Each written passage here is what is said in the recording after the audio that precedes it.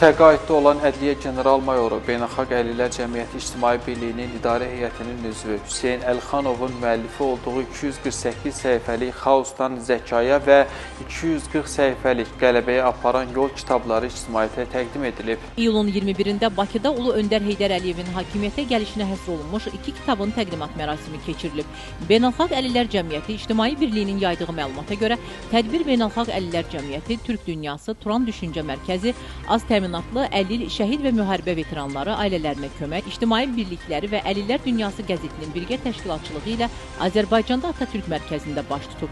Təqdimatda təqaüddə olan Ədliyyə General Mayoru Beynəlxalq Əlillər Cəmiyyəti İctimai Birliyinin İdarə Heyətinin üzvü Hüseyn Əlxanovun müəllifi olduğu 248 səhifəlik Xaosdan Zəkaya və 240 səhifəlik Qələbəyə aparan yol kitabları ictimaiyyətə təqdim edilib. Məlumata əsasən tədbirdə Respublikanın ziyalıları, dövlət qurumlarının, kütləvi informasiya vasitələrinin və ictimaiyyət nümayəndələri iştirak edib.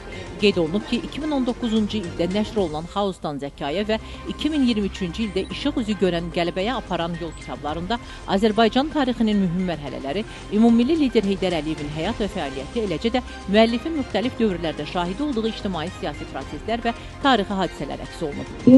Kitab çox gözəl və müəllimin cənab generalın Hüseyn Əlxanovun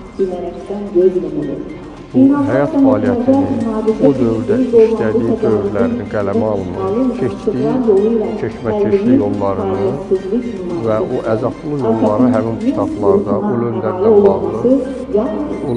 bağlı qələmə almışdır.